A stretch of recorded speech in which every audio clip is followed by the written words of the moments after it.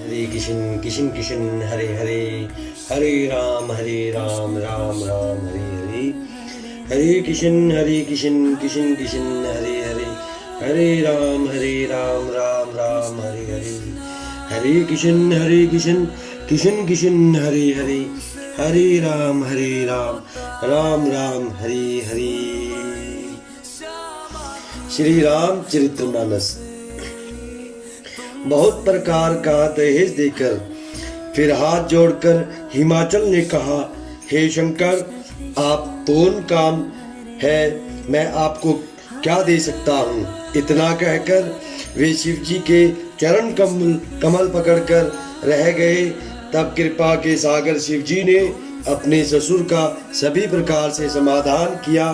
फिर प्रेम से परिपूर्ण हृदय मैना जी ने शिव जी के चरण कमल पकड़े और कहा, हे नाथ, यह उमा मुझे मेरे प्राणों के समान प्यारी है।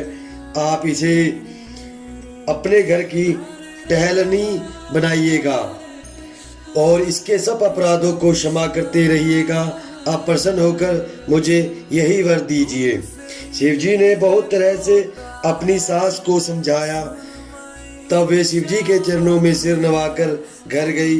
फिर माता ने पार्वती को बुला लिया और गोद में बिठाकर यह सुंदर सीख दी, हे पार्वती, तू सदा शिव जी के चरणों की पूजा करना। नारियों का यही धर्म है, उनके लिए पति ही देवता है और कोई देवता नहीं है। इस प्रकार की बातें कहते कहते उनकी आंखों में आंसू भर आए और उन्होंने कन्या को छाती से चिपटा लिया। फिर बोली कि विधाता ने जगत में स्त्री जाति को क्यों पैदा किया, पराधीन को सपने में भी सुख नहीं मिलता। यो कहती हुई माता प्रेम में अत्यंत विकल हो गई, परंतु कुछ समय जानकर दुख करने का अवसर न जानकर उन्होंने धीरज धरा। मैना बार बार मिलती है और पार्वती के चरणों को पकड़कर गिर पड़ती है। बड़ा ही प्रेम है, कुछ वर्णन नहीं किया जाता। भवानी सब स्त्रियों से मिल भेंट कर फिर अपनी माता के हृदय से जा लिपटी। पार्वती जी की माता से फिर मिलकर चली। सब किसी ने उन्हें योग्य आशीर्वाद दिए। पार्वती जी फिर कर माता की ओर देखती जाती थी। तब सखियां उन्हें शिव जी के पास ले गई। महादेव जी सब याचकों को संतुष्ट कर पार्वती के साथ घर कैलाश को चले। सब देवता प्रसन्न होकर फूलों की वर्षा करने लगे और आकाश में सुंदर नगाड़े बजने लगे। तब हिमवान अत्यंत प्रेम से शिव जी को पहुंचाने के लिए साथ चले। वृषकेतु शिव जी ने बहुत तरह से उन्हें संतोष कराकर विदा किया। पर्वतराज हिमाचल तुरंत घर आए और उन्होंने सब पर्वतों और सरोवरों को बुलाया। हिमवान ने आदर, दान, विनय और बहुत सम्मान पूर्वक सबकी विदाई की। जब शिव जी कैलाश पर्वत पर पहुंचे तब सब देवता अपने अपने लोकों को चले गए। तुलसीदास जी कहते हैं कि पार्वती जी और शिव जी जगत के माता पिता है, इसलिए मैं उनके श्रृंगार का वर्णन नहीं करता। शिव पार्वती विविध प्रकार के भोग विलास करते हुए अपने गणों सहित कैलाश पर रहने लगे। वे नित्य नए विहार करते थे। इस प्रकार बहुत समय बीत गया। तब 6 मुख वाले पुत्र स्वामी कार्तिक का जन्म हुआ, जिन्होंने बड़े होने पर युद्ध में तारकासुर को मारा। वेद, शास्त्र और पुराणों में स्वामी कार्तिक के जन्म की कथा प्रसिद्ध है और सारा जगत उसे जानता है। षडानंद स्वामी कार्तिक के जन्म, कर्म, प्रताप और महान पुरुषार्थ और सारा जगत जानता है। इसलिए मैंने वृषकेतु शिव जी के पुत्र का चरित्र संक्षेप से ही कहा है। शिव पार्वती के विवाह की इस कथा को जो स्त्री पुरुष कहेंगे और गाएंगे, वे कल्याण के कार्यों और विवाह आदि मंगलों में सदा सुख पावेंगे। गिरिजापति महादेव जी का चरित्र समुद्र के समान अपार है, उसका सारा पार वेद भी नहीं पाते। तब अत्यंत मंद बुद्धि और गवार तुलसीदास उसका वर्णन कैसे कर सकता है। शिव जी के रसीले और सुहावने चरित्र को सुनकर मुनि भरद्वाज जी ने बहुत ही सुख पाया। कथा सुनने की उनकी लालसा बहुत बढ़ गई, नेत्रों में जल भर आया तथा रोमावली खड़ी हो गई। वे प्रेम में मुग्ध हो गए, मुख से वाणी नहीं निकलती। उनकी यह दशा देखकर ज्ञानी मुनि याज्ञवल्क्य बहुत प्रसन्न हुए और बोले, हे मुनीश, आहा, तुम्हारा जन्म धन्य है। तुमको गौरीपति शिवजी प्राणों के समान प्रिय है। शिवजी के चरण कमलों में जिनकी प्रीति नहीं है, वे श्री रामचंद्र जी को स्वप्न में भी अच्छे नहीं लगते। विश्वनाथ श्री शिव जी के चरणों में निष्कपट विशुद्ध प्रेम होना, यही राम भक्त का लक्षण है।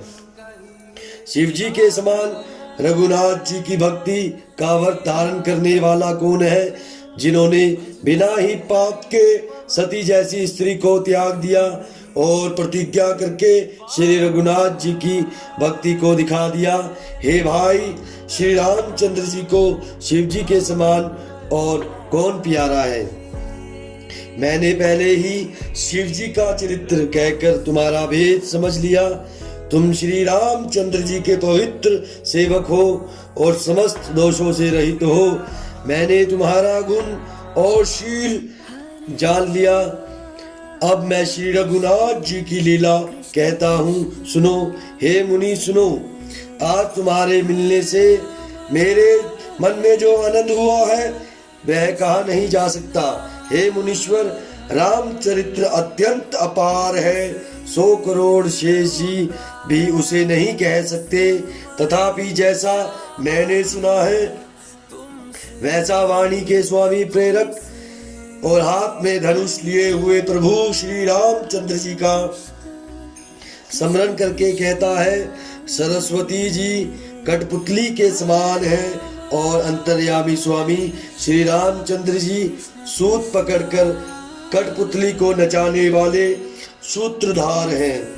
अपना भक्त जानकर जिस कवि पर वे कृपा करते हैं, उसके हृदय रूपी आंगन में सरस्वती को वे नचाया करते हैं। उन्हीं कृपालु श्री रघुनाथ जी को मैं प्रणाम करता हूँ और उन्हीं के निर्मल गुणों की कथा कहता हूँ।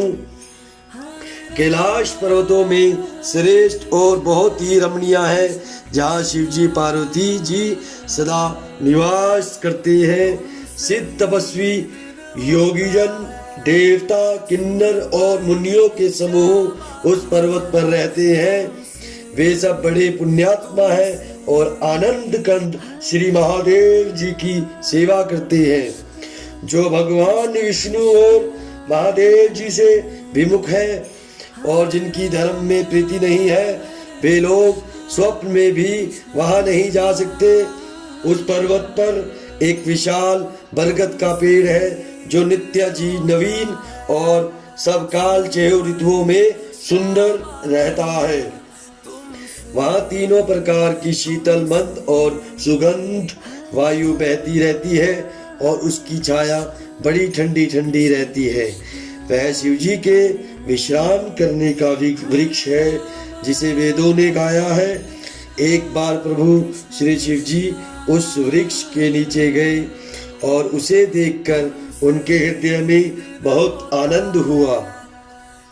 अपने हाथ से बांध पर बिछाकर कृपालु शिव जी स्वभाव से ही बिना किसी खास प्रयोजन के वहां बैठे गए। कुंद के पुष्प, चंद्रमा और शंख के समान उनका गोल शरीर था। बड़ी लंबी भुजाएं थी और वे मुनियों के से वलक्कल वस्त्र धारण किए हुए थे। उनके चरण नए पूर्ण रूप से खिले हुए लाल कमल के समान थे। नखों की ज्योति भक्तों के हृदय का अंधकार हरने वाली थी। सांप और भस्म ही उनके भूषण थे और उन त्रिपुरासुर के शत्रु शिव जी का मुख शरद पूर्णिमा के चंद्रमा की शोभा को भी हरने वाला, फीकी करने वाला था। उनके सिर पर जटाओं का मुकुट और गंगा जी शोभायमान थी। कमल के समान बड़े बड़े नेत्र थे। उनका नीलकंठ था और वे सुंदरता के भंडार थे। उनके मस्तक पर द्वितीया का चंद्रमा शोभित था। कामदेव के शत्रु शिव जी वहां बैठे हुए ऐसे शोभित हो रहे थे मानो शांत रस ही शरीर धारण किए बैठा हो। अच्छा मौका जानकर शिव पत्नी माता पार्वती जी उनके पास गई। अपनी प्यारी पत्नी जानकर शिव जी ने उनका बहुत आदर सत्कार किया और अपनी बाईं ओर बैठने के लिए आसन दिया। पार्वती जी प्रसन्न होकर शिव जी के पास बैठ गई। उन्हें पिछले जन्म की कथा स्मरण हो आई। स्वामी के हृदय में अपने ऊपर पहले की अपेक्षा अधिक प्रेम समझकर पार्वती जी हंसकर प्रिया वचन बोली। याज्ञवल्क्य जी कहते हैं कि जो कथा सब लोगों का हित करने वाली है उसे ही पार्वती जी पूछना चाहती है। पार्वती जी ने कहा, हे संसार के स्वामी, हे मेरे नाथ, हे त्रिपुरासुर का वध करने वाले, आपकी महिमा तीनों लोकों में विख्यात है। चर अचर नाग मनुष्य और देवता सभी आपके चरण कमलों की सेवा करते हैं। हे प्रभु, आप समर्थ, सर्वज्ञ और कल्याण स्वरूप हैं। सब कलाओं और गुणों के निधान हैं और योग ज्ञान तथा वैराग्य के भंडार हैं। आपका नाम शरणागतों के लिए कल्प वृक्ष है। हे सुख की राशि, यदि आप मुझ पर प्रसन्न हैं और सचमुच मुझे अपनी दासी या अपनी सच्ची दासी जानते हैं तो हे प्रभु, आप श्री रघुनाथ जी की नाना प्रकार की कथा कहकर मेरा अज्ञान दूर कीजिए। हरे कृष्ण कृष्ण कृष्ण तुमसे दिन होता है, सुरमई शाम आती है, तुमसे